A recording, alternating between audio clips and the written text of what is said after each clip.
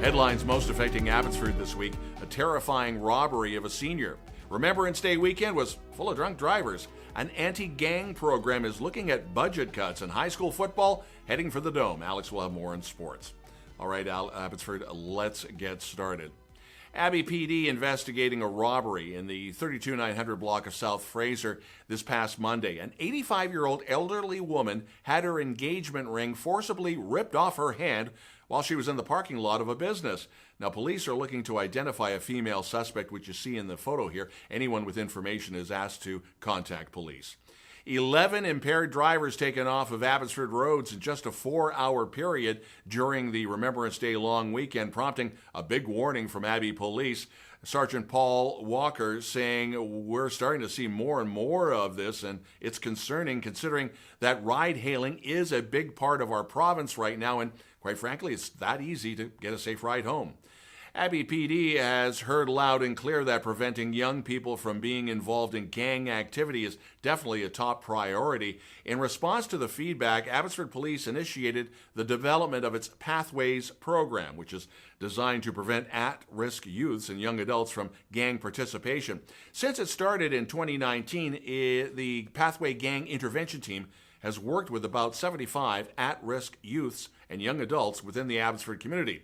The team goal is to intervene and prevent them from engaging in gangs before they even get involved. But now the concern is funding, and that program funding will end in March of 2026. The major November 14th rock slide on Highway 7, that was near the Hague Scale between Agassiz and Hope. It's worse than first thought. Clearing overhead debris as well as major road repair will have that stretch closed until at least November 27th. This is opposite of what happened in 2021 with the flood, where Highway 1 was closed, traffic had to go to Highway 7. This is the turnaround. Highway 7 traffic has to take Highway 1.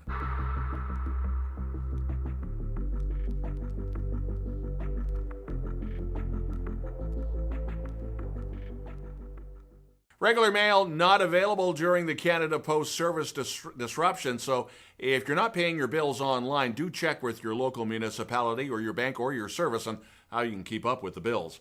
Postal workers nationwide walked off their job last Thursday. Last week, Abbotsford Chamber of Commerce, in partnership with the Abbey News, recognizing 12 winners in the 28th annual Abbotsford Business Excellence Awards program, with platinum sponsors Dwayne Grant Thornton and TD Bank. The Entrepreneur of the Year, Sonia Galalti of Viraji Hawaii, which is one of Canada's fastest growing South Asian restaurant franchises.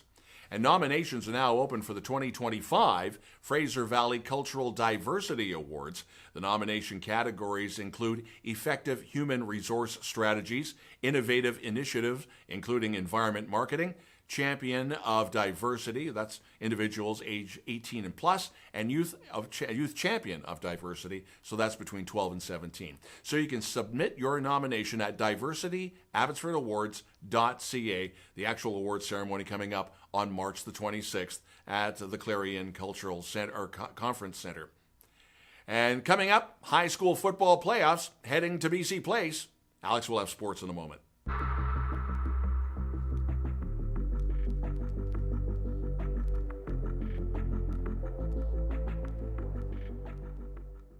Hey Abbotsford, how about some sports? The BC High School Sports Football semi-finals at BC Place this Saturday, including Robert Bateman going against Windsor in AA Varsity and WJ Mowat going up against South Delta in AAA Varsity. The 2024 annual Abbey PD basketball tournament is set to run from December 10th to 14th. This brings together local high school students each year for some competitive fun. For more info, Google Abbey PD basketball. Meanwhile, the Chilliwack Basketball Association's U10 boys went 3-0 at the Prime Time Sports Remembrance Day Jamboree in Langley to win the tournament championship and go back-to-back. Championship weekends, the 8 players on the team, comprised of grade 4 players, working well together as a team all weekend, and defeated the previous Gold Division champions, the local Venom Abbey. The UFV Volleyball. The women's Cascades took down the number 4 ranked TRU Wolfpack for the second straight day on Saturday, winning in 4 sets. Easton Sarge had 5 aces, and Jonas Van Weesen had 4, as the UFV Cascades men's team took down the TRU Wolfpack in 4 sets. Both men's and women's teams head to Kelowna next week for a weekend set with the UBC Okanagan Heat to close out the first semester of action. With UFE basketball, the women's Cascades smothered Thompson River University Wolfpack 76-27 to sweep the weekend series in Kamloops. The Cascades are now 5-1 with the win, and the Wolfpack now sit at 0-6. The men's team dropped 71-54 in second game of the weekend series against the Wolfpack in Kamloops. Both men's and women's teams are back at the UFE Athletic Center for 2 games on November 22nd at 8 p.m. and November 23rd at 5 p.m. against the University of Victoria Vikes. That's been your sports update. Coming up, Cari with the weather.